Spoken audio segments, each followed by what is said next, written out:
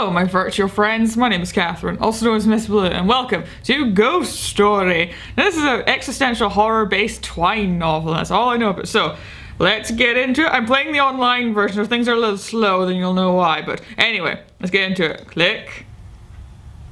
They come to us. Whoa. Without a word. How frightening. Okie dokie. Oh, I see. Ah, okay, I get you now, game.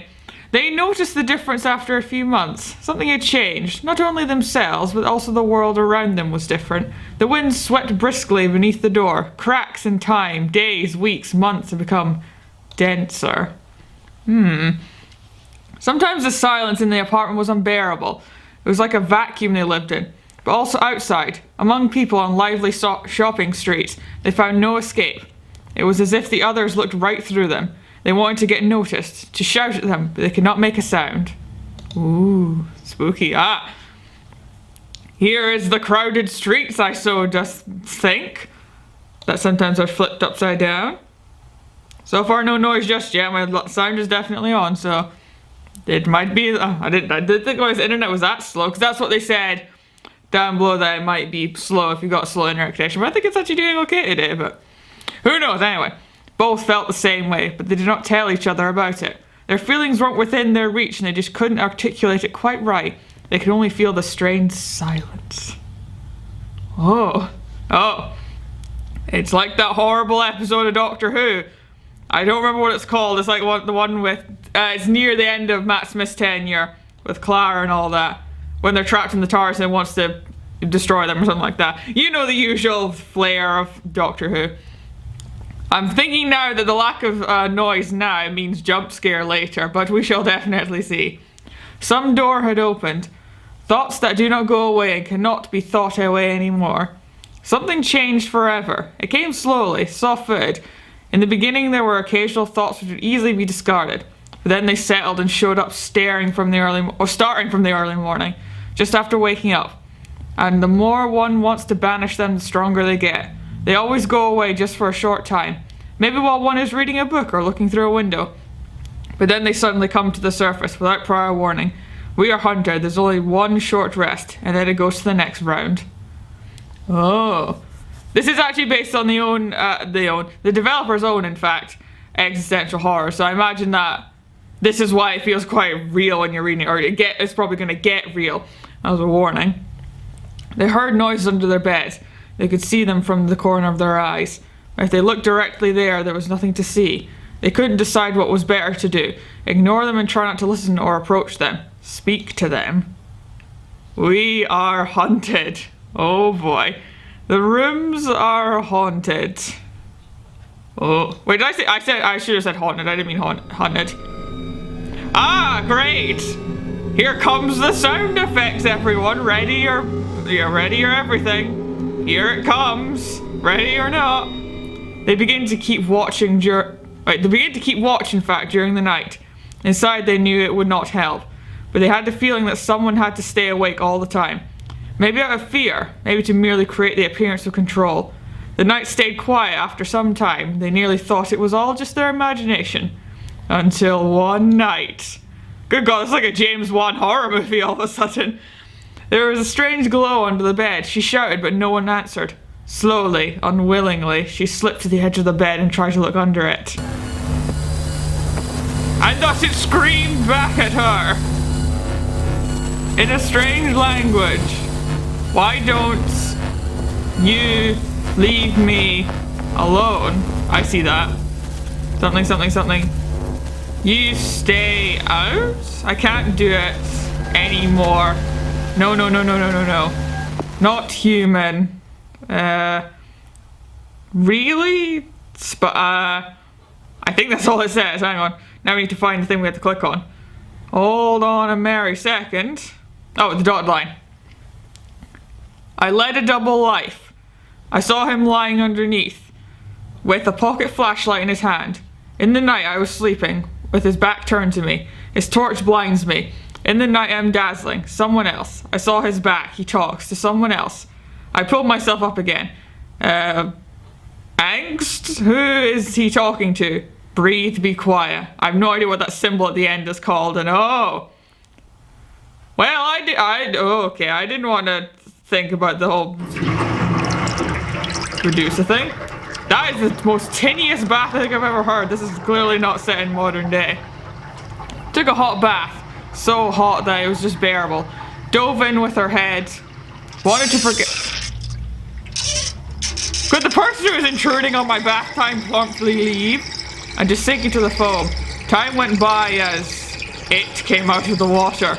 All sorrows and something felt light and unburned until gaze wandered to the ceiling. Oh goody! It's Tom Riddle's diary, just a little bit more carved up. I'm sure nothing horrifying is going to come and emerge. See? It's fine. No need to freak out. Seemed to be farther away than normal. The paint had gone, which had spread all over the wall. Left the tub wrapped a fresh towel around me. Went through the apartment on wet feet. The water from hair trickled onto the wooden floor. In the door frame was a notch which had never been there before, as well as another hole in the wall behind the desk. Couldn't understand how they could have overlooked this the whole time. Who's they? You talking about the guy and the girl, or you the girl and the guy? Or not and the guy, but I don't know. This is getting spooks, very much spooky, lads, but I'm having a good time so far.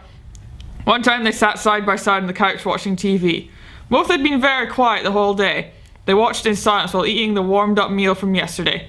Suddenly, someone paused, stopped the movement, the fork still in the air and said pondering, still looking at the TV. Sometimes one forgets the others are real human beings, have their own thoughts and the whole world inside themselves. Sometimes one has to remember that so as not to forget it. Someone turned around to the other and looked at the other with a strange, eerie look. The other one got the bumps. Then I turned back to the TV and they both resumed eating and did not talk anymore. How strange! Ah! A portal to another world has entered into Tom Riddle's diary.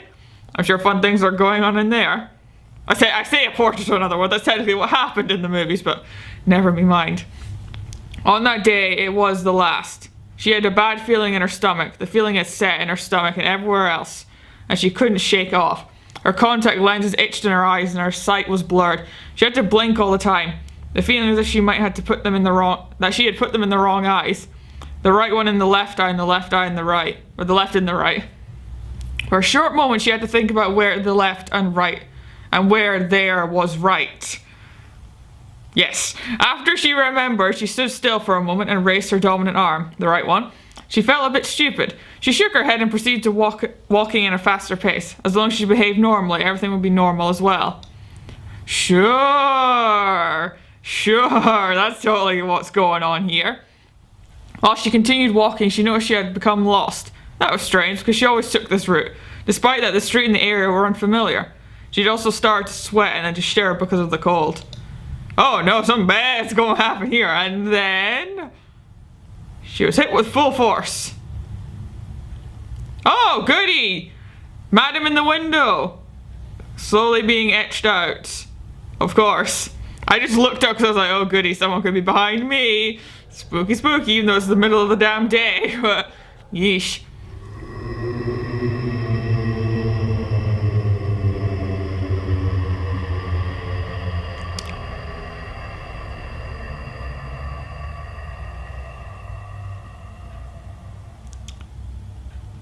Thanks for that lovely moan in my ear. I really wanted to hear that. Can you sense the sarcasm? She couldn't see the faces of the people in the street anymore. They had become indistinct and blurred, indefinable grey lumps. She felt ill and dizzy. She had to hold onto the railing so as not to fall down. Then she flinched because she couldn't recognize the railing anymore. She knew it was there, and she knew it. It was a dark green railing, but she couldn't see it. There was just parallel rods, but they didn't serve any purpose. They were made by nobody, just made no sense. Oh god, what has happened? As she looked up, there was no houses anymore. The houses were not houses. She could glance through and could only see the pieces, the atoms, but not the house as a whole anymore. The house was just there, an amorphous figure, which had been people one time, but not anymore, were walking in and out. Also, the rest of the city consisted of atoms. Sometimes she stumbled upon them or bumped against them, but she didn't know if it was or had been, and she had made her way forward, struggling through the entanglement of absurd quarks. Well, I do have a feeling that she's sort of like, not maybe hallucinating or some other line of degree on that front. That could be what's going on now. She didn't want to look at herself. She was scared that she was a purposeless being herself. An unspeakable horror crept over her. Her senses were numb. Or maybe she could just see much more than before. Really? Oh dear. Right, as if everything was unveiled around her, everything was vacant, even a bit absurd. For example, the street sign, or wherever it was, she couldn't even decipher. It was so ridiculous she could only stand before it and laugh hysterically. She walked on and soon felt ill again because she thought about the sign. And then the sign was there after all humans were dead. And it would mean nothing, like herself. Even if she was a sign, simply there. But if she wasn't and had never been, and had only disguised herself among all the other signs. Excuse my mouse jumping up. I wonder why all that was crossed out. Maybe it was just for aesthetics, but who knows? Scoring away the context for that thought train, I'm not sure. At one time, everything went the wrong direction. But we didn't know whether we could have changed something, because maybe there had been places we shouldn't have been to, people we shouldn't have talked to, thoughts we shouldn't have thought. But it was too late, for a long time now, and the events had grown on their own consciousness and did not want to return to their old places. The end. It is never the end. Credits. Wow, okay. Inspired by my very own existential angst, video installation by Joan Jones. Yes, for the 56th. Biennial in Venice, they come to us without a word, and the quote, "We are hunted, the rooms are haunted, not hunted, Jesus." I see. The book, The Dust of This Planet, Horror of Philosophy, Volume 1 by Eugene Thacker, and the quote, "That thought is not human." Oh, it's made with twine, I get it now. I thought that twine was like a sort of subgenre of visual novels, but I see. Well then, that was very, very nice. I really, really liked that. So, to Lola at Daydreamer, I assume your name is Lola, all full stop, so good job to you, good madam. This was quite a wonderful little thing. I've been in the mood for like a sort of spooky affair, and this really got us going, so thumbs up from Miss Blue if that means anything to you. But anyway, you can find this game on itch.io, link will be in the description down below. You can download it and play it online if you so please. But we shall leave the episode here. Thank you all so very, very kindly for watching. Hope you guys enjoyed, and hope to see you in the next one. See you later.